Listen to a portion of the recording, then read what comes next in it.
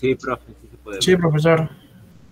Ya, entonces, ¿quién lo podría proyectar en la pantalla con una presentación? Ya, un favor, proyéctalo, ya, y a ver, ya, ya se pudieron organizar en grupos, ¿cierto?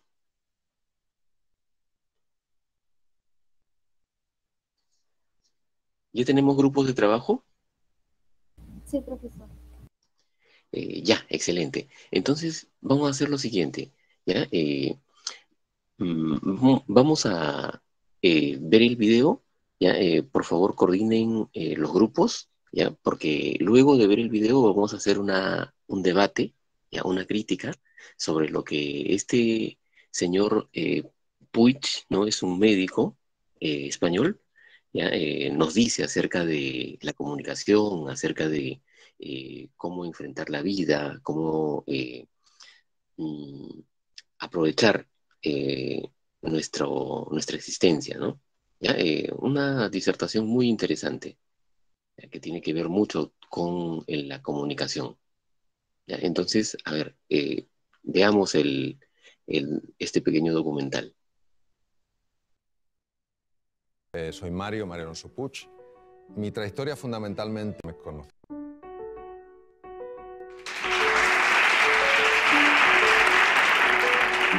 Bueno, primero me voy a presentar, algunos tal vez me conozcáis, otros no me conozcáis.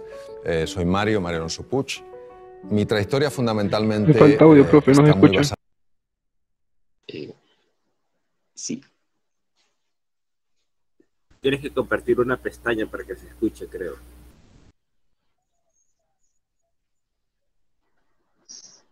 Excelente, ya, gracias.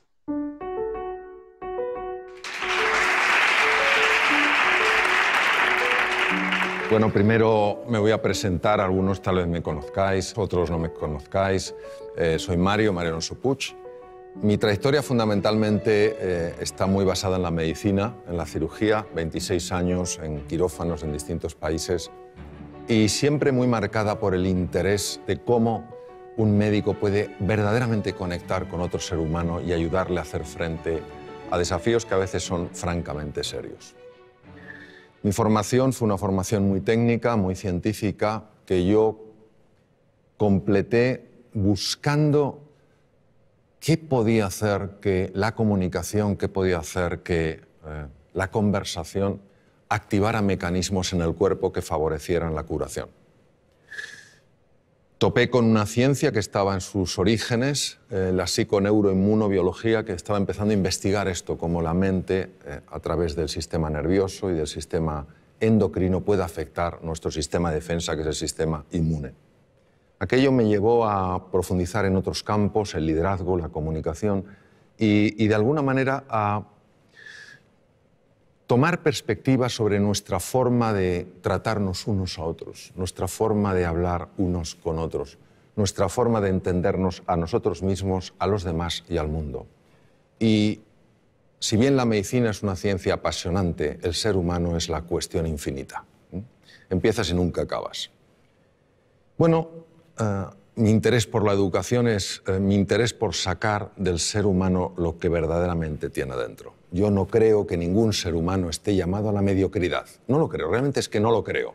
Creo que todo ser humano está llamado a la grandeza, y la grandeza no la define la cultura, la grandeza es una cosa que la define nuestra propia naturaleza. La palabra educación en el fondo quiere decir sacar de dentro, ¿eh? Es decir, no somos cubos vacíos que hay que llenar, sino fuegos que hay que encender. Y en este sentido me gustaría contaros una historia que a mí personalmente me ha marcado mucho. He hablado en distintos foros sobre esta historia porque señala lo que para mí es la diferencia entre profesores y maestros. En 1951, en la ciudad de Detroit, nace un joven, un chico de color, que pronto nota lo que es la pérdida, porque siendo jovencito el padre se va y se queda la madre, una mujer que no tenía estudios, una mujer que, bueno, se había dedicado a cuidar de sus hijos, y se ve con esta situación, con la situación de que tiene que sacar adelante una familia sin que en ese momento entrara ninguna ayuda económica. Se dedica a limpiar apartamentos, a limpiar hospitales, etcétera, etcétera. Y claro, cuando uno ha vivido en la ciudad de Detroit, como he vivido yo trabajé en un hospital que se llama Henry Ford, en neurocirugía. Cuando uno ha vivido en la ciudad de Detroit, pues se da cuenta que Detroit pues, es una ciudad apasionante, pero en ciertas épocas de la historia ha sido una ciudad bastante complicada. En los años 50 verdaderamente había un apartheid, una especie de apartheid, es decir, las personas de color se tenían que sentar en sitios distintos que las personas blancas, tenían que ir a baños diferentes, etcétera, etcétera. Y claro, este chico era un chico de color, era un chico pobre y que pronto pues fue destacando no por su talento, sino por lo que consideraban que era su estupidez. Tampoco por su serenidad, sino más bien por su tendencia, su temperamento violento. Cualquiera que hubiera tenido, digamos, una bola de cristal habría imaginado que este chico habría acabado sin duda en un penal en los Estados Unidos, si no muerto en un combate entre bandas enfrentadas. Pasaba sus ratos, se olvidaba de su triste condición viendo programas de televisión hasta que un día su madre decidió que iban a ver menos televisión y se iban a dedicar más a leer libros. Y les obligó a leer libros yendo a la biblioteca pública de Detroit, ya que ellos no tenían dinero para comprar libros, y el joven Benjamin, empezó a enamorarse de los libros. Un buen día llega al colegio. Quiero que entendáis que en el colegio este niño tenía las peores notas, su performance era francamente lamentable, las notas eran pésimas y lógicamente en poco tiempo sería expulsado del colegio. Pero había un profesor, el profesor de ciencias, que verdaderamente era un maestro. Él creía que en todo ser humano hay grandeza, que en todo ser humano hay potencial y que la misión de un maestro es ayudar a que ese potencial se despliegue y florezca.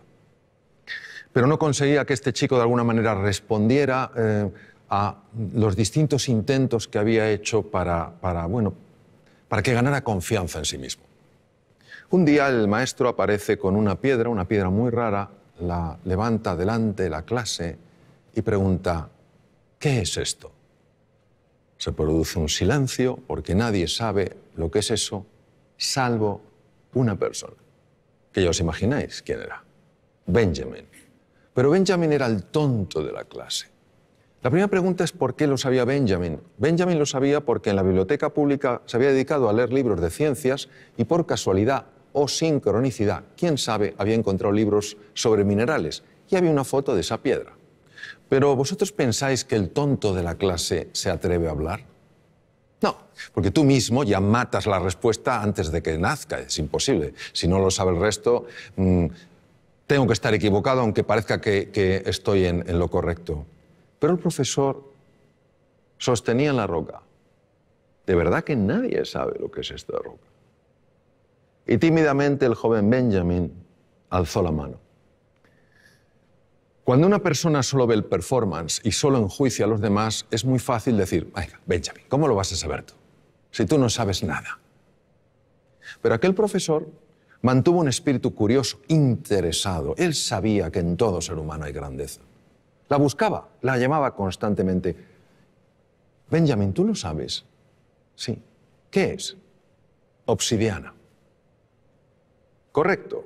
Pero el profesor podía haber dicho: todo el mundo puede tener suerte en esta vida. ¿Podía haber dicho eso? No, porque él estaba buscando del hilo que te lleva a la madeja. ¿Pues sabes algo más de la obsidiana? Y vaya que sí sabía el joven Benjamin. Empezó a hablar sobre la obsidiana, las temperaturas elevadísimas, luego el frío, cómo cristaliza la roca, etcétera, etcétera. Lo que podría parecer una cosa sencilla, sin más importancia, banal, supuso un antes y un después en la vida de este chico, porque este chico recuperó la confianza en sí mismo, creyó que era posible aprender, creyó en sí mismo, creyó que a pesar de su triste cuna, por decirlo de una manera, podía tener un brillante futuro. Este chico pasó de ser el último de la clase a ser el mejor estudiante de su colegio. Hizo realidad su más profundo sueño, que era absolutamente imposible: ser médico. Se convirtió en el mejor neurocirujano infantil de la historia, profesor Ben Carson. Ben Carson en 1987 hizo una operación de separar a dos gemelos siameses unidos a nivel craneoencefálico. Todas las cirugías que se habían hecho hasta aquel momento para separar lo que se llama un cráneo pago, esta malformación craneoencefálica, todas los niños habían muerto en la mesa de quirófano. En esta operación, en 1987, intervinieron 70 profesionales de la medicina y duró 22 horas. Los dos niños salieron adelante, vivieron y estuvieron bien y sanos. Él aplicó técnicas especiales de cirugía cardíaca a la neurocirugía. A nadie se le habían ocurrido. Entonces, lo que os quiero transmitir es esto. Es un ejemplo de cómo en todo ser humano hay potencial, en todo ser humano hay grandeza. Y tenemos, entiendo, que tener esta disposición a crear espacios de oportunidad para que esas personas puedan mostrar lo que en realidad siempre han tenido y siempre tendrán, pero que no todo el mundo mostrará si no ve ese espacio de oportunidad. Por favor. Hola, Mario, soy María. María. Como educadora, creo que la motivación es necesaria para el aprendizaje. Y tú dices que hay 6 motivaciones fundamentales para una persona. ¿Podrías hablarnos de ellas? Sí, es una gran pregunta. La motivación es lo que nos mueve a la acción. Y hay efectivamente 6 motivaciones que además están presentes en las distintas culturas. Es una mezcla de nuestra naturaleza y también el entorno cultural. La primera es la motivación de estar en entornos seguros, de poder controlar lo que pasa, de saber que el suelo que pisamos es un suelo firme. La segunda es una motivación de sentirnos reconocidos, sentirnos valorados, de tener un cierto estatus. La tercera es de pertenencia al grupo, es decir, que lleguemos a un sitio y sintamos que nos acogen, que no nos desprecian, que no nos marginan. La cuarta motivación es una motivación al desafío, al reto. Si en la vida no hubiera retos, María, sería muy aburrida. Yo sé que a veces nos gusta mucho estar en la zona de confort, pero durante un tiempo. Al cabo de un tiempo no hay quien lo aguante. Entonces ese reto, ese desafío es una motivación importante. La quinta motivación es la de crecer, mejorar y progresar. Y la sexta es la de contribuir al bienestar de otras personas, el tener una vida con propósito. Lo más importante son las motivaciones fundamentales que nos mueven dentro de las 6. Si una persona toda su fuerza la lleva a la aventura, la lleva al descubrimiento, al reto, y sin embargo no cuida un poco la motivación de la seguridad, pues a lo mejor se puede meter en aventuras insensatas, ¿no? Entonces hay un equilibrio natural que hace que las personas nos mantengamos de alguna manera en una línea razonable. Cuando alguna de ellas toma una preponderancia o una significancia demasiado grande, es cuando podemos tener ciertos problemas. ¿Le respondí, María? A ti. Hola, Mario, soy Lorenzo y soy maestro, y veo que hay jóvenes en la familia y en la escuela que todavía no han descubierto sus talentos, ni siquiera saben que tienen talentos. Entonces la pregunta es, ¿cómo podemos captar esos talentos y cómo podemos potenciarlos? Fíjate, si nadie se ha dado cuenta, ni en la familia, ni en la escuela, que ese joven tiene talento, yo diría que el problema no está en el joven, está en la familia y en la escuela. Es decir, eso es lo primero que tenemos que ver, que todos tenemos la responsabilidad de buscar el talento, de conectar y de ayudarle a florecer. Pues fíjate, el talento, una forma de descubrirlo es curiosa. El talento viene muy marcado por algo que se te da especialmente bien, pero es tan natural en ti que nunca le has dado importancia. Nunca le has dado importancia. Porque para ti es natural, fluye. Y con frecuencia los demás te lo dicen, pero no te lo dicen como, oye, vaya talento tienes, sino mejor, oye, qué bien se te da hablar, qué bien se te da escribir, qué bien se te da dibujar, qué bien se te da moverte, qué bien se te da resolver conflictos. Y como es natural, no le das ningún valor. Mi experiencia a lo largo de los años me viene a mostrar que uno ha de buscar el talento en aquello que le es natural, porque el talento siempre deja huella. Siempre se expresa. Y hay cosas que nos pueden parecer que son irrelevantes. O sea, yo, por ejemplo, me decían de jovencito, oye, cuando cuentas una historia es que nos quedamos absortos. Yo jamás pensé que esto tendría tanto impacto con mis enfermos. Cuando les contaba a mis enfermos las cosas, cómo íbamos a luchar juntos contra la enfermedad, etcétera, etcétera, y yo veía que se producía un estado de ánimo en ellos sorprendente, tampoco pensé que eso tuviera especial valor, ni que me dedicara luego en la segunda etapa de mi vida mucho más al tema de la comunicación, a escribir. Pues eso es lo que quiero decir, que todo ser humano tiene un talento y ese talento va dejando huellas, va mandando mensajes y tenemos que ser un poco más sensibles para entender que el talento tiene muchas formas. Y luego, por otra parte, te diré, Lorenzo, que es muy importante mirar a todo ser humano como se mira aquello que ves como sumamente valioso. De toda la conversación, lo más importante es la forma de mirar. Porque la forma de mirar tiene la capacidad de transmitir con enorme hondura cómo tú estás viendo a esa persona. Cuando tú miras a un ser humano como se mira aquello que es valioso, como somos espejos frente a espejos, esa persona empieza a reconocer su propio valor. Y en ese reconocimiento es más fácil que cualquier talento, cualquier capacidad encuentre un espacio natural para desplegarse. Yo creo que para mí eso es clave. Ver a todo ser humano como grandeza en potencia. Unos lo expresarán en mayor o menor grado, pero esa grandeza está en todo ser humano.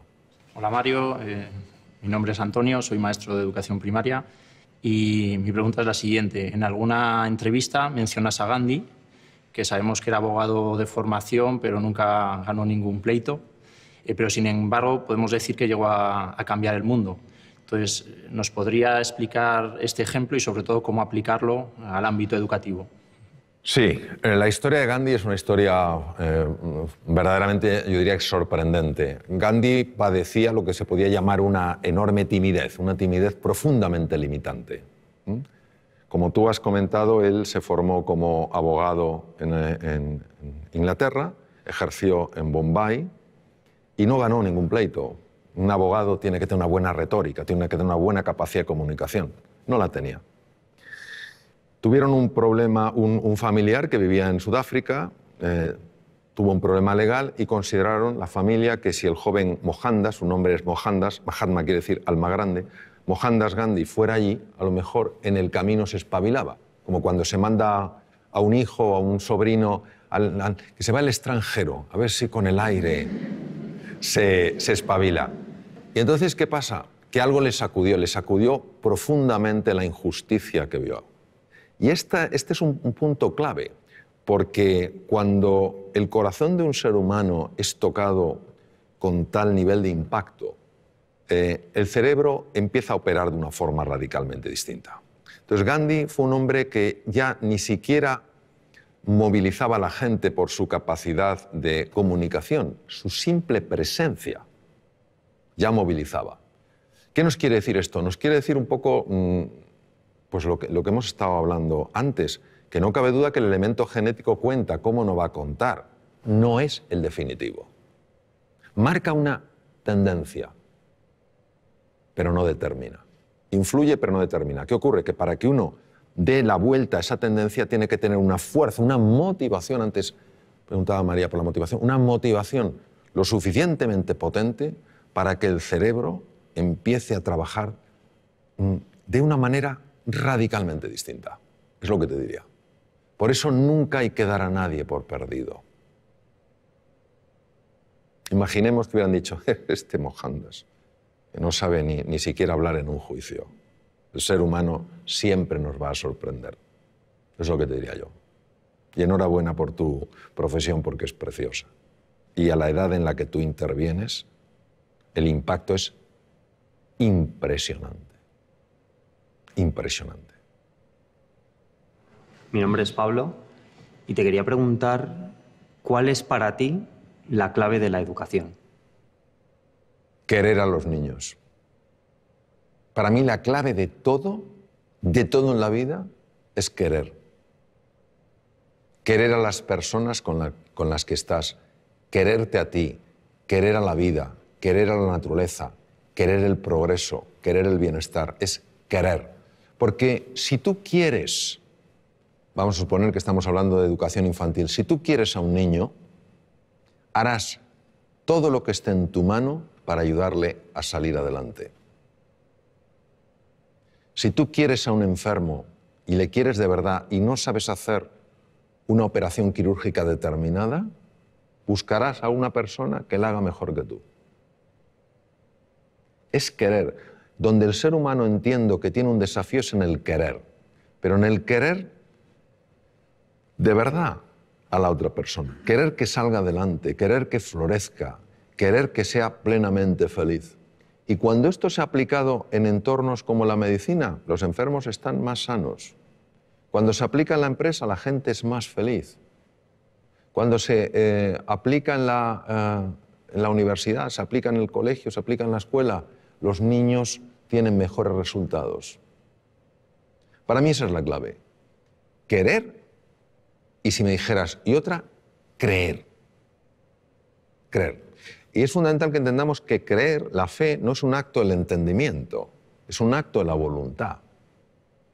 O sea, si fuera el entendimiento, ¿para qué necesito la...? Si lo veo, pero elijo eso. Elijo tratar a las personas como si todas tuvieran potencial, aunque no lo hayan expresado.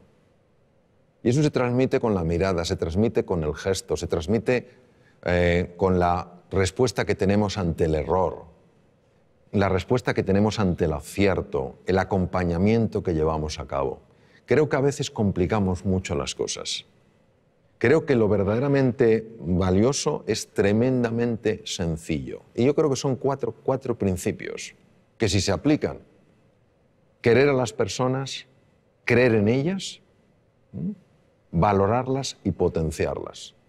Si hacemos eso, a mí personalmente me parece que todo funciona. Si no les queremos, no creemos en ellos, no les valoramos y no les potenciamos, pues yo creo que tenemos otra historia. Yo soy padre de 2 hijos, cada uno diferente. El cociente intelectual solo influye en un 8% aproximadamente del éxito en la vida. ¿Qué es el otro 92%? ¿Cómo conseguimos el otro 92%? Bueno, vamos al Juan. Cuando se habla de porcentajes, hay que entender que siempre hablamos de forma aproximada. Eso es como cuando a veces me dicen, oye Mario, ¿es verdad que solo se utiliza el 1% del cerebro? Digo, ¿es que acaso conocemos cuál es el 100%? Si no conocemos cuál es el 100%, no podemos saber lo que es 1%. Pero hay muchos estudios que avalan lo que tú has dicho. Es decir, el test de cociente intelectual, que se llama corrientemente de coeficiente intelectual, lo correcto es de cociente intelectual, fue creado en 1912. Y se convirtió en aquella época, fíjate, cambió por completo la orientación que le dio el descubridor. El descubridor, el creador, quería dar una orientación para que cuando se vieran cocientes intelectuales que no correspondían a la edad, es decir, cuando la edad mental y la edad biológica no correspondían, que a esos niños se les tratara con especial afecto, con especial cariño y se pusiera a especial disposición para que subiera. Pero fue interpretado o fue utilizado como sistema de cribaje. Listos y el resto. Listos y el resto. Uno de mis maestros, el profesor Howard Gardner, dedicó montones de años de su vida a estudiar la inteligencia y se dio cuenta de que ni siquiera podemos hablar de una inteligencia. La teoría de las inteligencias múltiples. Y hay 2 inteligencias, que son la intrapersonal, que es la capacidad de reconocer tus estados emocionales y de poderlos modificar de forma positiva. Y la interpersonal, que es la capacidad de entender qué pasa en la otra persona y relacionarte con lo que pasa en la otra persona, que son las son absolutamente claves en el éxito en la vida. Una persona que no sepa gobernar sus estados de ánimo, que un día se levante sin ganas de hacer nada y ese estado de ánimo no lo pueda alterar, o que un día tenga ira y no sepa canalizar de una manera positiva y adecuada esa ira, o tenga miedo y no pueda superar su miedo, es difícil que progrese en la vida. Una persona que no sepa entender a los demás, que no sepa resolver conflictos, pues es difícil que progrese en la vida. Pues estas dos inteligencias no existen en el test de cociente intelectual, como no existen otras. La inteligencia musical, la inteligencia kinestésica, la naturista, la espiritual, no están. Entonces, ¿qué ocurre? Que vista la relación que hay entre éxito en la vida, en un sentido amplio, a lo mejor hay que redefinir lo que es el éxito, y cociente intelectual, se ve que efectivamente un porcentaje enorme de personas que han tenido éxito, ese éxito no es atribuible a su test de cociente intelectual. Esto es magnífico porque no niega que el cociente intelectual sea importante, lo que hace es expandir nuestro concepto de la inteligencia. Entonces, sobre tus hijos. Efectivamente, tus hijos son diferentes y es maravilloso que los veas así. Porque si no los vieras diferentes, los vieras como tú, es que a lo mejor estás proyectando en ellos tu propia forma de ser, ¿no? Habrá uno de tus hijos, tal vez tenga un tipo de inteligencia, el otro tendrá otra. Lo que es importante es que siempre, cuando estén contigo, sientan que son inteligentes. Hemos caído en el tremendo error, y una persona de la que yo aprendí mucho, Sir Ken Robinson lo marca mucho, como de hacer que solo un tipo de persona es la adecuada, ¿no? Necesitamos múltiples perfiles. Un pavo real no es ni mejor ni peor que un águila real. Entonces, cuando un hijo nota, siente que es valioso, que tiene inteligencia, que tiene una forma distinta de procesar que el otro, su autoestima no es dañada. Es que la autoestima es clave porque al final nuestra capacidad de hacer frente a los desafíos o nuestra incapacidad, la mayor parte de las veces nada tiene que ver con el mundo real, tiene que ver todo con el mundo mental. Te voy a poner un ejemplo. En Reino Unido se hizo un estudio fascinante. Se hicieron dos grupos, se buscaron dos grupos de estudiantes homogéneos en cuanto a edades, aproximadamente con el mismo background cultural, pero con dos diferencias. Una de ellas era que uno de los grupos eran teóricamente chicos bastante más inteligentes que el resto según el test de cociente intelectual. Pero estos que eran más inteligentes objetivamente de acuerdo al test de cociente intelectual pensaban que la inteligencia era algo fijo, que no se podía expandir. El otro grupo era un grupo de chicos teóricamente con menor inteligencia según el test de cociente intelectual, pero que creían que la inteligencia con el esfuerzo se expande. Les pusieron una serie de problemas de matemáticas complejos. El grupo de los chicos, entre comillas, más inteligentes, al ver que no lo podían resolver y dar por hecho que la inteligencia no se expandía, abandonaron. El tiempo no era un tiempo reducido, les daban tiempo. Abandonaron diciendo, si no lo soy capaz de entenderlo, no hay nada que hacer. Me falta la inteligencia necesaria para hacer frente a este problema. Los otros chicos tampoco sabían, y de hecho partían de un nivel inferior, pero creían que la inteligencia se expandía con el esfuerzo, y siguieron, y resolvieron los problemas de matemáticas. Es decir, quedaron mejor. Y eso es lo que te quiero decir, que el componente emocional, el componente autoestima, el componente confianza en ellos y en sus posibilidades es absolutamente crucial. Ellos acabarán encontrando su camino, pero no encontrarán su camino si creen que no son capaces de encontrarlo. Para mí tu libro Reinventarse es una magnífica lectura para momentos complicados y personas que pueden necesitar un cambio en su pensamiento. La pregunta es, ¿qué dice la ciencia acerca de ese cambio de pensamiento? Bueno, la ciencia, Lorenzo, incluye múltiples campos. Entonces me voy a referir, si te parece, a la neurociencia. ¿Te parece? La neurociencia en esto es absolutamente clara y, de hecho, Reinventarse lo basé en lo que la ciencia ha descubierto, la neurociencia. Sobre todo lo que se llama la neurociencia afectiva, ¿no? Cómo el cerebro procesa las emociones y los afectos. Sentimientos y emociones están conectados, pero son dos cosas distintas. Y es un tema fascinante que, fíjate la envergadura que tiene, que ya nuestro premio Nobel, Santiago Ramón y Cajal, premio Nobel en 1906, ya lo intuyó. En aquella época era imposible con la tecnología del momento poderlo demostrar, pero era un hombre tan absolutamente genial en su forma de ver las cosas que él lo intuyó. Cuando dijo todo ser humano, si se lo propone, puede ser escultor de su propio cerebro. Las personas muchas veces no cambiamos no porque no se pueda cambiar, sino porque no estamos dispuestos a hacer lo que hay que hacer para cambiar. Ni tenemos el nivel de inspiración y de ilusión suficiente como para estar verdaderamente comprometidos y levantarnos después de cada caída, ni tenemos una estrategia que funcione y que podamos aplicar, ni a veces tenemos la disciplina necesaria para ir incorporando ciertas prácticas en el día a día.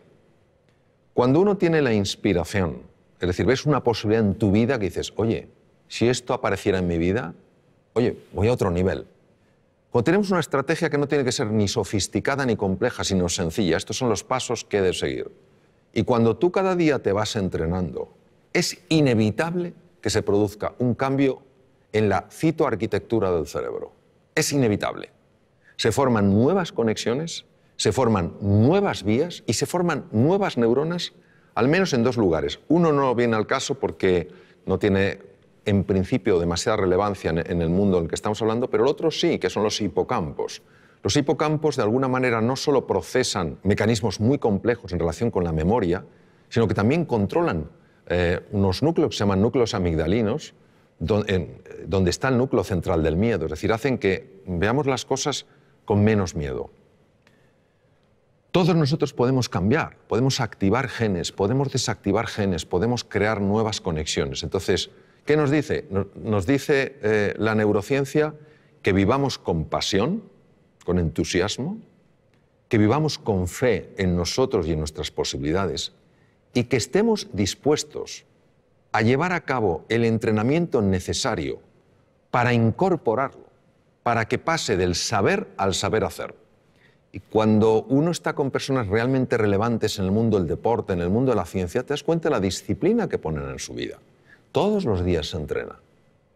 No hay un día que digan, no, hoy no me entreno. Se entrenan un poquito. Y eso es una maravillosa oportunidad porque quiere decir que nuestro pasado no tiene por qué predecir nuestro futuro.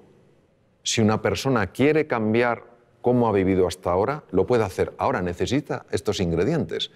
Un verdadero entusiasmo, una motivación que le genere el compromiso, una estrategia que sea razonable, no tiene que ser compleja, y una práctica constante para que al final no haya nada que creerse, porque tú mismo lo puedes verificar.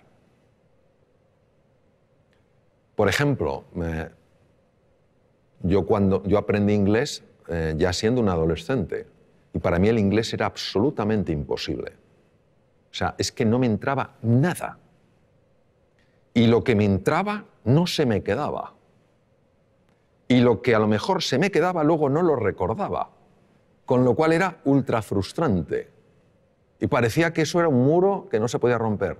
Sin embargo, yo tenía una enorme ilusión porque sabía que si yo aprendí inglés, yo tenía un buen expediente académico, si aprendí inglés, a mí la Facultad de Medicina me podía becar a distintos hospitales del mundo. Y eso fue mi pasión. ¿Qué estrategia tenía? Pues en aquella época, yo ya tengo mucha juventud acumulada, en aquella época había un libro que era muy básico, no había sistemas tan avanzados como el Vaughan y todo esto, había un sistema muy básico que era un manual y me ponía a leer las lecciones. 10 minutos todos los días, con esa pasión y con la ilusión de que se me quedara algo. Y pasó un año, me presenté al primer examen y claro, ellos me preguntaban en inglés y yo contestaba con el libro. Entonces, claro, se me acaba diciendo, pero este hombre nos contesta una cosa distinta. Pero es lo que yo tenía. Entonces, claro, pero yo seguí y al año y medio se me abrió la cabeza y empecé a absorber el inglés como si fuera una esponja marina. Hoy casi me manejo también en inglés como en español. Entonces, lo que te quiero decir es que si fui capaz de romper ese muro partiendo de la incapacidad absoluta de entender, o sea, no es que para mí el inglés fuera difícil, es que era imposible, pero que necesité una inspiración.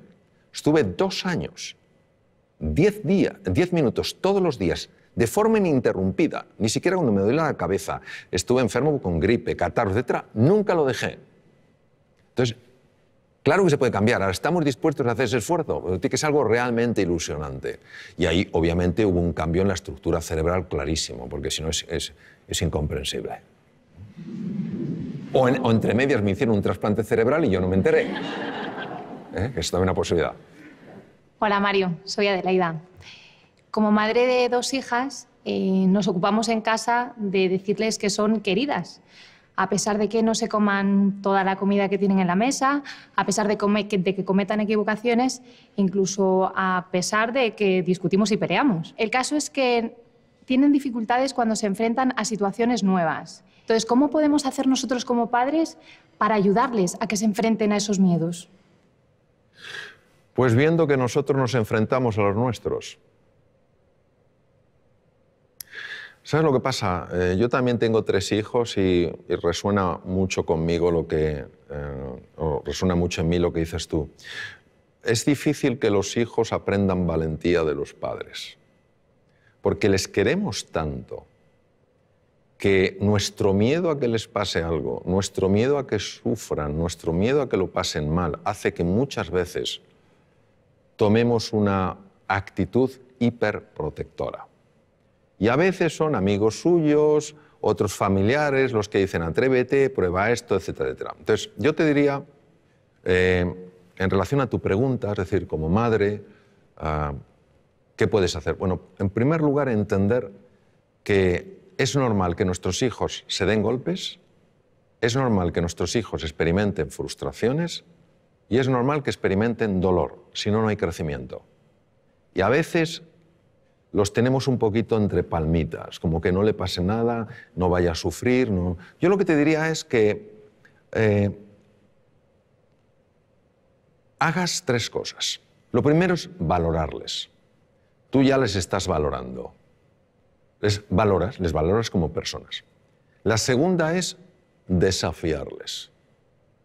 Es importante que les desafíes para que ellos crezcan. Y la tercera es acompañarles. Es decir, que muchas veces no se sientan solos en el desafío. Hay desafíos que verdaderamente para todo ser humano y en unos niños el que corresponde a su edad, da mucho miedo. Si se sienten acompañados, lo cual no quiere decir llevarles de la mano, si se sienten acompañados se atreven mucho más. Yo haría esas 3 cosas, sencillamente valorarles, desafiarles y acompañarles. Y luego dejar que la naturaleza obre. La realidad y el mundo real, al menos como yo lo veo, es mucho más benevolente que el mundo mental. El mundo mental nos monta unas historias. Yo creo que es experiencia de muchos, si no de todos los que estamos aquí, como cuando alguna cosa nos ha dado miedo y hemos dicho, tengo que hacerlo, y le hemos dicho, pero si no era para tanto. Si no era para tanto. El miedo tenemos que verlo no como un oponente, sino como un compañero imprescindible para crecer. Cuando una persona siente miedo, estamos hablando de los miedos habituales, no estoy hablando de ante el depredador. Cuando una persona siente miedo es porque está tocando las barreras, los límites de su zona de confort. Y esa es la llamada para estirarse. Esa es la llamada para crecer. Toda la magia está fuera de la zona de confort. Todos tenemos miedo. En una ocasión, un piloto, hace muchos años, norteamericano, los mejores pilotos de Boeing 747, los Jumbo, le preguntaron qué sentía al despegar con 400 pasajeros. Y él dijo, miedo. Y el que entrevistó dijo, Dios mío, ¿pero cómo puede tener usted miedo? Así que dijo, no, yo tengo miedo, que no es lo mismo que el miedo me tenga a mí. Cuando yo tengo miedo, tengo un nivel de atención, un nivel de alerta, un nivel de eficiencia que no tendría si para mí fuera algo banal, estaría mucho más despistado. Ahí estoy atento. Pero el miedo no me tiene a mí, es decir, yo no estoy en pánico. Es completamente diferente. Entonces ese puntito tenemos que verlo. Luego que vean en ti también, como yo procuro, con mis errores, por supuesto, que vean en mí que hay una coherencia entre lo que decimos y lo que hacemos. Porque al final nuestros hijos no van a hacer lo que les digamos, van a hacer lo que vean. Hola Mario, mi nombre es Fernando y soy director pedagógico en un colegio. Mi pregunta está relacionada con el micromundo que es siempre un aula. ¿Por qué es tan importante el estado de ánimo de alumnos y profesores en el proceso de aprendizaje y qué estrategias podemos utilizar para conseguir que ese estado de ánimo sea el óptimo? Me gusta especialmente de tu pregunta que incluyas tanto alumnos como profesores, porque creo que es importantísimo valorar el estado de ánimo del profesor. Un sistema educativo que no valora el estado de ánimo del profesor, creo que se equivoca profundamente. El profesor es el elemento más importante del sistema educativo. No es la tecnología, no es el aspecto de las aulas, ni el tamaño de los campos deportivos. Es el profesor. Y si un profesor ha perdido el ánimo, ánimo es alma, se ha desanimado, es importante ayudar a esa persona a que recupere el ánimo porque, primero, es una profesión importantísima. Segundo, porque lo necesita para estar bien y lo necesita para enseñar bien. E igual pasa con el alumno. Si un alumno ha perdido el ánimo, es muy difícil que pueda captar nada. ¿Por qué es tan importante? Nosotros somos hijos de Descartes. Y Descartes, filósofo del siglo XVII, padre de la filosofía racionalista, obviamente fue un hombre muy brillante. Sin embargo, dijo algo que penetró mucho en el inconsciente colectivo y vivimos de acuerdo a aquello. Él hablaba de que había procesos mentales, res cogitans, y elementos físicos, corporales, res extensa, y que no se comunicaban prácticamente. Esto nos ha llevado a pensar que el aprendizaje, el conocimiento, pues es una cosa fundamentalmente intelectual, cognitiva, y el elemento emocional era un tema de pasada. Si estabas a gusto, bien, pero tampoco afectaba. Uno de mis maestros, Antonio Damasio, escribió un libro precioso con un gran componente científico, se llama El error de Descartes, donde claramente muestra que si tú aboles, dañas la parte emocional, inevitablemente estás perturbando y dañando seriamente la parte cognitiva. Cuando se estudia la neurociencia afectiva se ve que una persona, por ejemplo, que haya perdido el ánimo, que esté desilusionada, que esté desesperanzada, que se sienta impotente, no tiene el mismo riego cerebral que una persona que se sienta con ilusión, que se sienta con ánimo y se sienta con ganas. Las zonas más anteriores del cerebro, lo que se llaman áreas prefrontales, que son esenciales en el mantenimiento de la atención, en la memoria, en el aprendizaje y en la creatividad, son muy dependientes del estado emocional. Por eso una persona entusiasmada, con un proyecto, ilusionada, que se siente a gusto, acompañada de gente que cree en ella, etcétera, etcétera, es una persona mucho más inteligente, mucho más creativa y mucho más emprendedora. La misma persona, si le cae el ánimo, si se siente incapaz, etcétera, no importa si es capaz o no, no ejercitará esas capacidades porque las tiene abolidas. Entonces, el cuidado del ánimo, del estado de ánimo, en alumnos y profesores es clave. Entonces, a veces nos embelesa la tecnología. Y está muy bien la tecnología. El elemento esencial siempre será el profesor y su relación con el alumno. Siempre, afortunadamente, será un elemento humano. Esto será insustituible. Entonces, por eso me parece clave. Cuando uno sabe que esto es importante, lo puede cuidar. Entonces, ¿qué se puede hacer? Lo que se puede hacer es, sencillamente, crear un espacio de verdadera escucha donde las personas, sin ningún tipo de miedo, puedan transmitir lo que sienten y lo que necesitan y no tener que ocultárselo. Y si un profesor dice, he perdido el ánimo, es importante creer en esa persona, valorarla, desafiarla y acompañarla a que lo recupere. Si ni siquiera esa persona transmite que ha perdido el ánimo, porque no siente que hay un espacio dispuesto a escuchar eso, ¿cómo la vamos a ayudar? Si un alumno en un momento determinado se siente desanimado, qué importante es que pueda transmitírselo a un profesor para que le ayude. Tenemos un concepto absolutamente obsoleto de lo que es la inteligencia, lo que es la creatividad. Creemos que son capacidades fijas. El propio Daniel Goleman hizo un estudio en un barrio de Boston. Yo ejercí como cirujano en Boston. Un barrio que se llama Roxbury, que es un barrio muy complicado. Niños con cocientes intelectuales muy bajos. empezó a ilusionarles, empezó a motivarles, empezó a hacerles creer en sí mismos y en sus posibilidades. Pasado unos meses les volvieron a hacer un test de cociente intelectual, que lo lógico es que hubieran sacado la misma puntuación y algunos sacaron 20 puntos más. Entonces lo que no podemos es creer que el ser... Qué bien lo decía Ortega y Gasset, decía, el ser humano no es un participio, sino un gerundio. No estamos hechos del todo, sino que nos vamos haciendo. La inteligencia se va haciendo, la creatividad se va haciendo, todo se va haciendo. Y la conexión es el ánimo que tienes, la ilusión.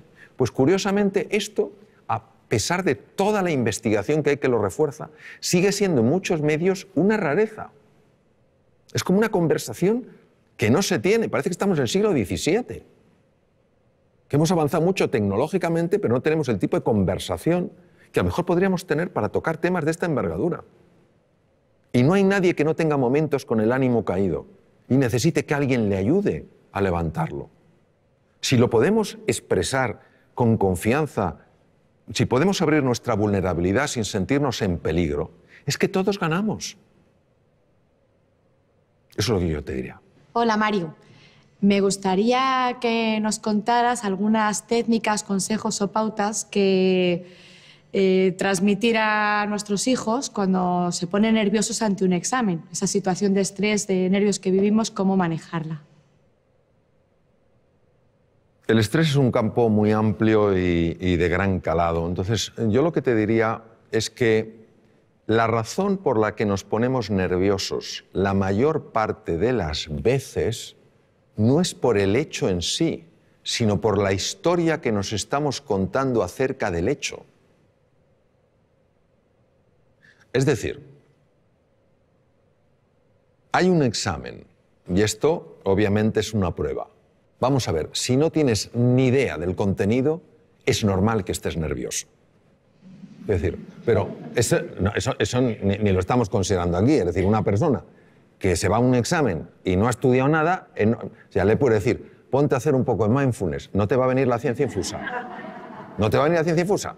O sea, no te va a venir la ciencia infusa. Entonces, estamos hablando de una persona que por lo menos ha hecho un esfuerzo, tiene un cierto conocimiento del contenido y lo que quiere es expresarlo bien.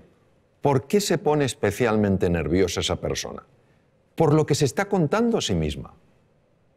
Hay un diálogo interno que es absoluto ruido mental que está diciendo, anda que si sale la pregunta que no te sabes, anda que si no lo escribe bien. Es un discurso que ha sido fotografiado con técnicas de resonancia funcional magnética en cuanto a activación de centros cerebrales, ¿no?, que corresponden a ese discurso, ¿no?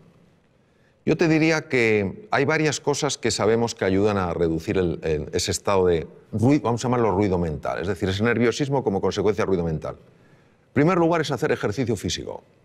El ejercicio físico por sí solo tiene la capacidad de reducir el ruido mental.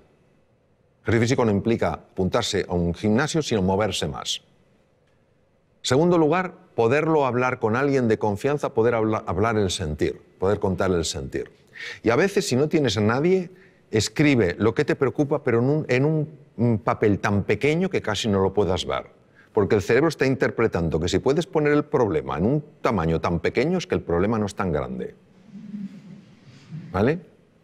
La siguiente cosa que te diría es que se entrenen en una cosa que cada vez tiene, pero por pura lógica, más difusión, que es todo lo que es los estados contemplativos de la conciencia, que no es más, o mindfulness, que lo único que significa es que se entrene en prestar atención a las cosas que son reales, como su respiración, como las sensaciones del cuerpo, porque el otro es mental. Entonces, cuando la narrativa no recibe la misma atención, empieza a tener menos impacto. Y hay una cosa que es clave en el adiestramiento, y yo he visto su tremenda eficacia, que es acostumbrarte a traer la atención al aquí y a la ahora. Es decir, por ejemplo, vamos a suponer que uno de tus hijos está preparándose para el examen y está nervioso como puede estar uno de los míos y cualquiera de nosotros. Esto es una cosa que todos podemos compartir y relacionarnos perfectamente con esa situación. Entonces, claro, empieza a pensar, no, si hubiera estudiado más, si ya me lo decía mamá, no veas tanta tele y estudia un poco más, y no lo he hecho.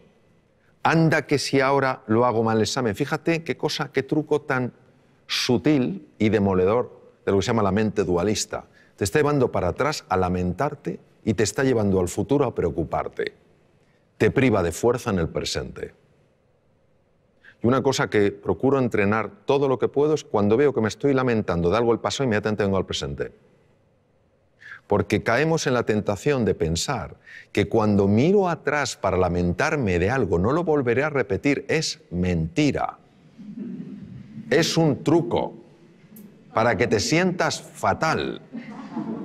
Eso es como cuando uno ha decidido reducir su ingesta, lo que come, y llega el momento del postre.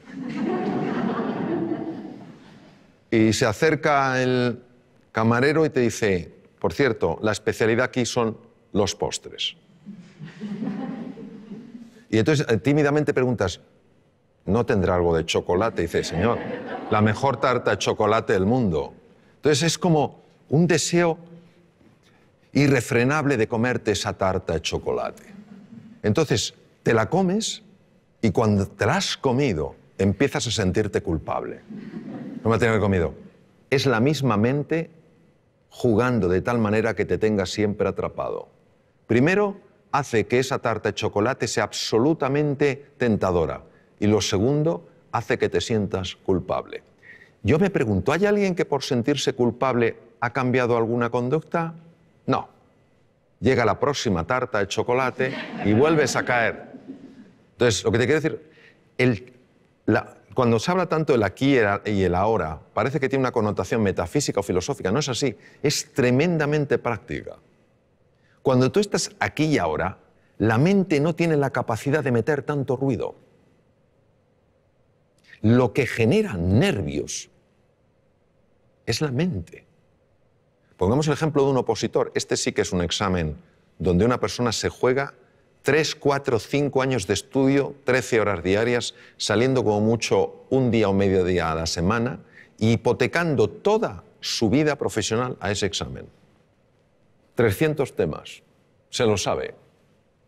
Llega, le dan al bombo, tema 120 y se queda en blanco. Se retira, se levanta la silla, se va y justo le sale el tema 120. ¿Se lo sabía? Sí. ¿Por qué no ha salido? Porque la narrativa ha empezado a decirle, nunca serás notario. Ese es el problema. Es un entrenamiento. Porque hay que ir en contra de un condicionamiento mental previo. El tema es, ¿cuánto nos va a costar? Yo no creo que esa es la pregunta. La pregunta es hasta dónde nos puede llevar.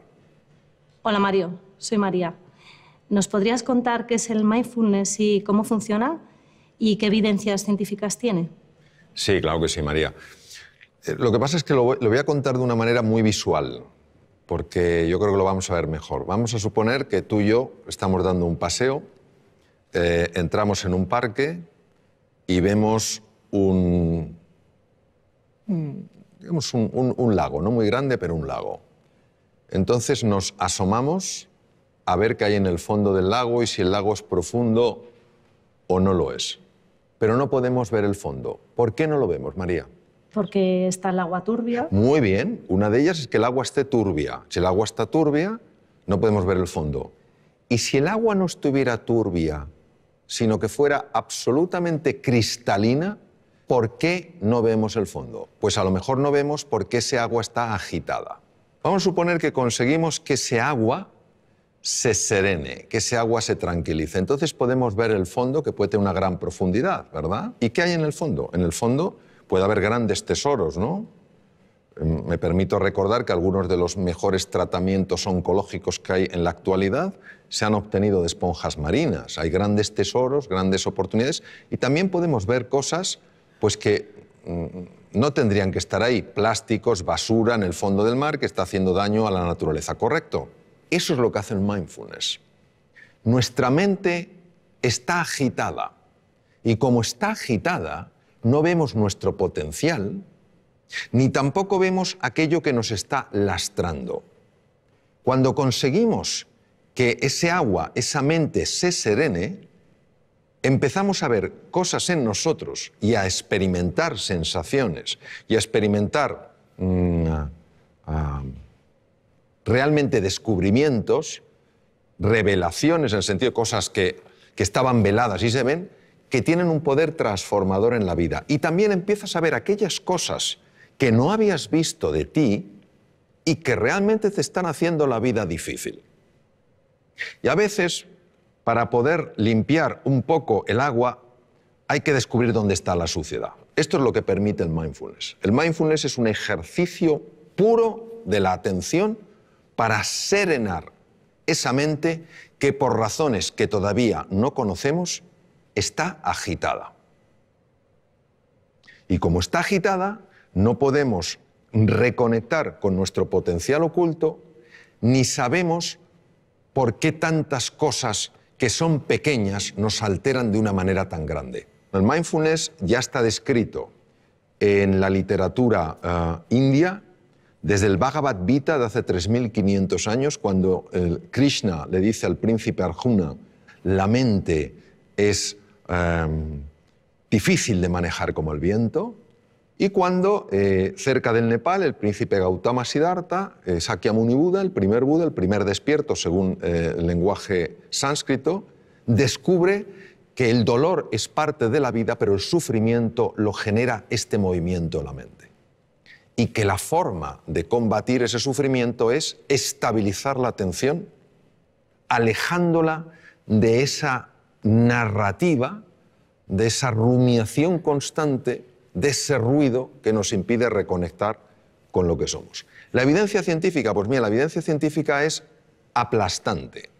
Aplastante tanto en la neurociencia contemplativa, que es la que se dedica a estudiar el efecto en el cerebro de los estados meditativos, como en la fisiología cardíaca, en la endocrinología, en la neurología. Es que, fíjate, detrás de muchísimas enfermedades, por no decir de todas, hay un factor que puede pesar más o menos y que es la ansiedad. La ansiedad es generada por el ruido mental. La Universidad de Harvard es pionera en el mundo estudiando esto. Entre el 60 y el 90% de las consultas a médicos generales tienen como uno de los factores clave emociones perturbadoras. Vivir en la ansiedad, vivir en la desesperanza, todas estas cosas. Entonces, eso es lo que hace el mindfulness. A nivel de cerebro, pues por ejemplo, a nivel de cerebro unas cosas que hace es reducir el volumen de la amígdala. La amígdala, que no son estas, están en el cerebro. La amígdala es un núcleo que contiene grupos de neuronas muy relacionadas con el miedo y con la ira. Se ha podido observar con resonancia funcional magnética, que es una técnica de imagen para ver las partes más activas, una reducción en el volumen de la amígdala. Es decir, una persona que practica este ejercicio de atención plena es menos propensa a vivir en miedo y en ira. Imaginemos lo que es esto para la humanidad. En segundo lugar, se ha visto un aumento del tamaño de la corteza prefrontal del lado izquierdo, que es muy importante, por ejemplo, porque tiene un enorme impacto en el sistema de defensa del cuerpo, el sistema inmune. Otra cosa que se ha visto es que un sistema que se llama sistema red neuronal por defecto, que es la que hace que estemos distraídos, empieza a amortiguarse y otra red, que se llama red ejecutiva central, es mucho más activa, es decir, favorece que te des más cuenta de lo que pasa. Esto es importante, por ejemplo, para reducir la incidencia de accidentes. Se ha observado, por ejemplo, cambios en el sistema de defensa, en el sistema inmune. Gente que ha practicado mindfulness sin tener experiencia previa en absoluto, durante 5 días a la semana, a lo largo de 2 meses, 20 minutos cada día, han tenido aumentos entre el 12 y el 20% del sistema inmune. Alguien dirá, pues eso no es mucho. Ah, que te suban el sueldo un 12, un 20%. Mirad lo contento que te pones. Claro, una subida de un 12%, un 20% del sistema inmune es que no te cojas una gripe, o no te cojas un catarro, o si estás lidiando con un tumor, que tu cuerpo sea mucho más agresivo. Mejoras en el tubo digestivo. Te voy a contar una cosa que es alucinante. A mí me lo parece. El tubo digestivo controla el 80% del sistema de defensa del cuerpo. Está ahí. El tubo digestivo constituye otro cerebro, complejísimo, con 500 millones de neuronas. Cuando una persona está súper tensa, cuando una persona está llena de ansiedad, empieza a producirse el paso de sustancias feas quiero decir, nocivas, desde la luz del intestino delgado y a veces del colon, a la sangre. Y pueden dar lugar a procesos inflamatorios generalizados que ya se están empezando a relacionar como uno de los factores, uno solo, que podría tener su conexión con el Alzheimer, por ejemplo. Hace más difícil el control de la glucosa. Es alucinante. Entonces, cómo el mundo emocional, perturbado por una mente agitada, acaba afectando todo el cuerpo. Hay estudios, por ejemplo, la aplicación de mindfulness a personas que están diagnosticadas de esclerosis múltiple, que es una enfermedad degenerativa del sistema nervioso, y se reduce la aparición de brotes, evoluciona por brotes. Son menos intensos. Se está aplicando un montón de cosas, es decir, y además por centros tremendamente serios, donde la investigación no es cuestionable ni anden buscando especiales resultados, sino que están muy bien controlados. Lo que pasa es que esto, que tiene 3.500 años de antigüedad, solo le hemos dado una credibilidad cuando una serie de científicos se ha decidido a estudiar qué ocurre en el cerebro y en el cuerpo cuando una persona entra en estos estados de enfocarse en el aquí y en el ahora. Y también nos ha ayudado a darnos cuenta de la jaula de grillos que tenemos en la cabeza. Y que es una cosa difícil de creer. Que te pasa una cosa que te disgusta por la mañana y te está rumiando hasta la noche. Pues parece que somos vacas. Y que el simple hecho de parar eso hace que el organismo, que tiene una capacidad natural de recuperación, pueda recuperarse. No hay nada mágico aquí. Bueno, sí hay mágico, que la vida es mágica. Eso es lo que hay de mágico. Pero a veces estos diálogos que tenemos bloquean la magia, no porque la anulen, sino porque no la dejan florecer. Te he oído decir que la mayoría de los seres humanos se mueren con la música dentro sin haberla oído sonar. ¿Qué quieres decir exactamente con eso? Y bueno, para los futuros padres, ¿qué podemos hacer para que nuestros niños no les pase esa cosa, ¿no? Recuerdo una cosa que leí de Víctor Hugo que me impresionó mucho, ¿no? Víctor Hugo decía, el problema nuestro no es que nos vamos a morir, es que no sabemos cómo vivir. Y había un filósofo danés, Søren Kierkegaard, que decía, la vida solo se puede vivir mirando hacia adelante, solo se puede entender mirando hacia detrás. En los momentos donde ya esta existencia nuestra se acaba y una persona mira hacia atrás, y lo sabemos sobre todo por los escritos de Elisabeth Kubler-Ross, que estuvo con muchas personas en esa situación, uno se da cuenta de la cantidad de cosas que podía haber hecho y no hizo. Cuando yo hablo de la música, yo creo que todo ser humano tiene música. Lo que pasa es que está acostumbrado no a oír su música, sino a oír su ruido. No tiene nada que ver el ruido con la música. Y si te das cuenta y ves una partitura, si todas las notas fueran pegadas una detrás de otra, no tendríamos música, tendríamos ruido. Lo que hace que tengamos música es que haya espacios de silencio. Son esos espacios donde no hay ninguna nota los que permiten que en vez de ruido haya música. ¿Qué quiero decir? Quiero decir que esta vida, yo creo que el tiempo que la vivamos es una vida para vivirla con intensidad, con dificultades, con desafíos, que nos enfoquemos en lo que realmente es relevante. Que cuando llegue el final de nuestra vida, digamos como Neruda, confieso que he vivido. Que podamos decir, confieso que he vivido la vida y no que la he visto pasar. Y esa toma de conciencia, esa reflexión es lo que creo que nos puede ayudar sencillamente a que la música emerja, porque el ser humano está llamado a eso, a hacer sonar su música. O sea, todos tenemos una música y es una música preciosa, todas diferentes, todas complementarias. Eso es lo que quiero decir, que no nos conformemos con vivir una vida de ruido, sino que vayamos encontrando esa música a base de enfocarnos en las prioridades, para que al final de nuestra vida podamos decir, como decía Neruda, confieso que he vivido. Hola Mario, soy Charo y mi pregunta es la siguiente. ¿Por qué los humanos tropezamos 100 veces con la misma piedra? Bueno, me temo que en este caso la respuesta será de menor nivel que la pregunta. Yo creo que los seres humanos tropezamos 100 veces sobre la misma piedra por falta de humildad. La humildad es para mí la virtud más grande que existe porque es para una persona probablemente la más difícil de vivir plenamente, que no es la modestia, no es ser una persona así apocada, es la humildad de corazón. Cuando una persona es realmente humilde, y no lo digo por mí porque desafortunadamente no lo soy, pero sí por personas con las que he estado, grandísimos seres humanos con una humildad aplastante, son personas que tienen mentalidad de principiante. Es decir, puede ser un premio Nobel y te está escuchando como si fuera un alumno tuyo. Pero ¿yo qué le puedo enseñar a este hombre? Pero está plenamente ahí. Cuando comete un error, lo que más le interesa no es buscar culpables ni en él, ni en ella, ni en los demás, sino averiguar qué es lo que ha pasado. Es una mentalidad mucho más científica, interesada, curiosa, que una mentalidad enjuiciadora. Porque creo que cuando una persona es humilde y tropieza con una piedra, está dispuesta a reconocer que ha tropezado con una piedra y no a intentar ocultarse ante sí misma o ante los demás qué ha sucedido.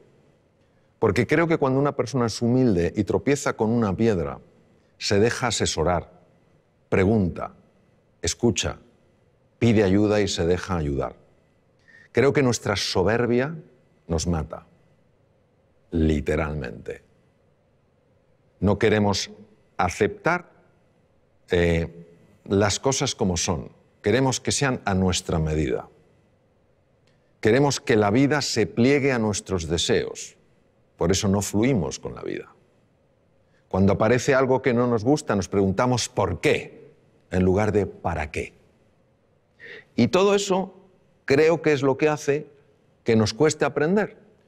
Y si yo lo llevara a una metáfora, creo que la vida se vive en plenitud cuando el que pilota el coche es la conciencia y en el copiloto va el ego.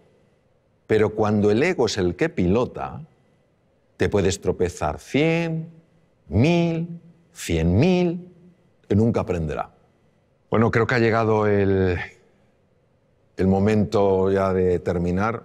Aparte de expresaros mi profunda gratitud por las dimensiones tan amplias y profundas de vuestras preguntas, pues un poco resumir, tal vez desde otro ángulo, lo que hemos estado hablando, que es que el ser humano es indivisible. O sea, una persona puede tener un hígado, pero una persona es más que su hígado. No somos casos clínicos interesantes, sino seres humanos completos. Y que la faceta física, el cuidado del cuerpo, de la nutrición, el hacer ejercicio físico es muy importante. La faceta mental, dormir bien, dormir suficiente es importante. Es más importante dormir que comer, fisiológicamente hablando. Que la faceta mental es clave, que tenemos que aprender todos a gestionar mejor nuestra mente, a enfocarnos en lo esencial, a usar un lenguaje que nos ayude, no que nos anule, a interpretar las cosas de una forma que nos permita salir adelante, no quedarnos atascados, ¿no? Que el elemento afectivo es esencial, buscar lo positivo en las cosas, más que los porqués, los paraqués, más que los esques, pues tal vez los hayques, a lo mejor más que solo me queda, pues los aún me queda, ¿no?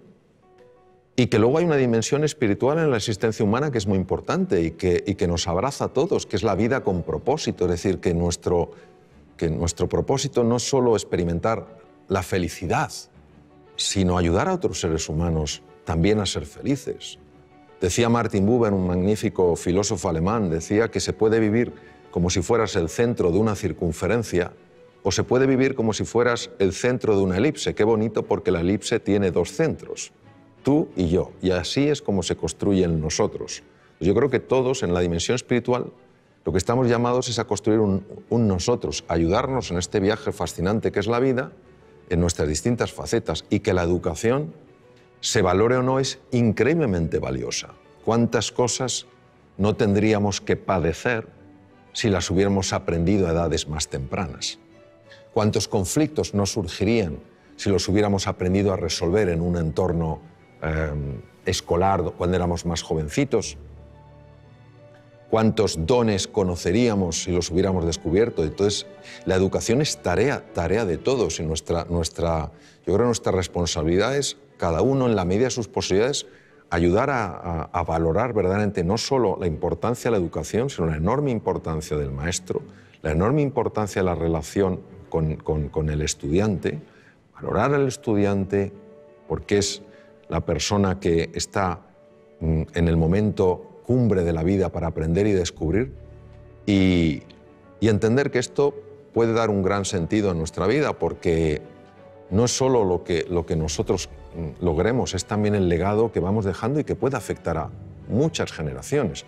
Tú cambias un sistema educativo, lo mejoras y eso puede tener un impacto como cuando tiras una piedrecita en un estanque y las ondas se extienden por todas partes.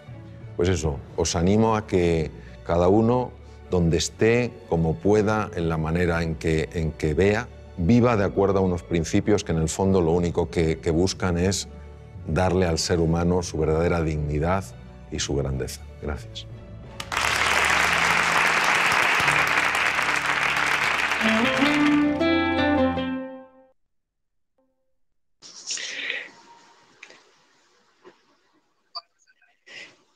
Ya, muy agradecido, Mauricio.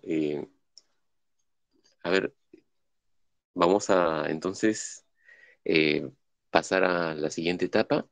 Ya,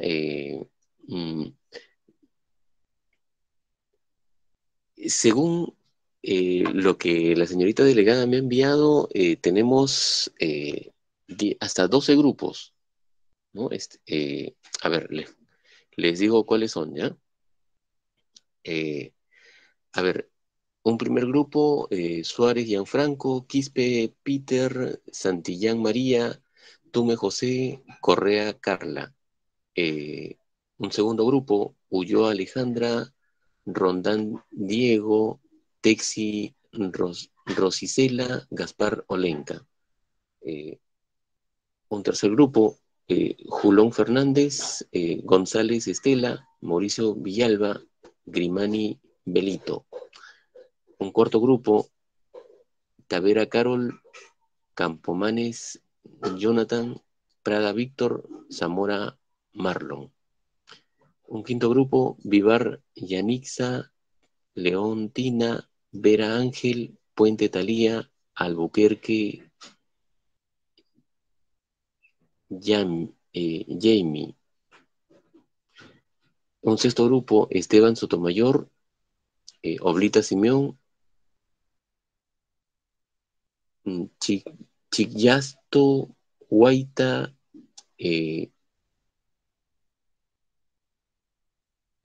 Waltoni, Rojas. Un séptimo grupo, Basilio Mayra, Huamán, Peña, Vela. Un octavo grupo, Cárdenas, Malca, De la Cruz y Rodríguez. Un noveno grupo, Romaní, Ray, Villarruel y Cacñaguaray.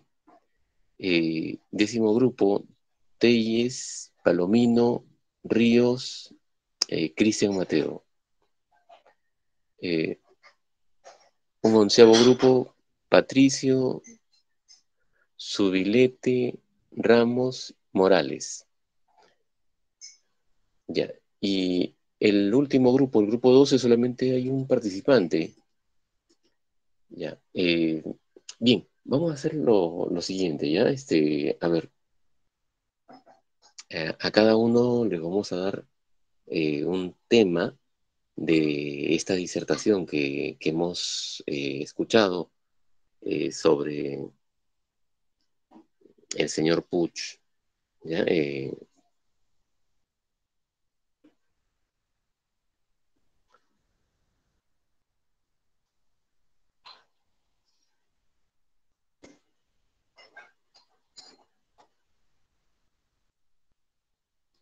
Profesor, una consulta. Sí, diga. Profesor, soy la alumna Pereda. Creo que no ha mencionado mi grupo o no sé, porque me estoy consultando. Ya, Mm, ya, a ver. eh,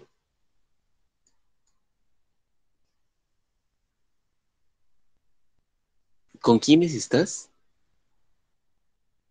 Herrera, Hualpa de la Mata y otro compañero más.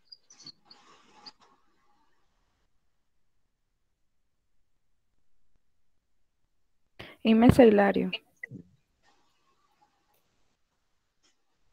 Ya, hagamos una cosa. Tengamos un break de unos 10 minutitos y aprovechamos para que coordinen nuevamente los grupos que tenemos, ya, con la señorita delegada, ya, la señorita Xiomara, y me envían, ¿ya? Me envían cuáles son los grupos que están vigentes para, para poder coordinar mejor, ¿no? ¿Ya?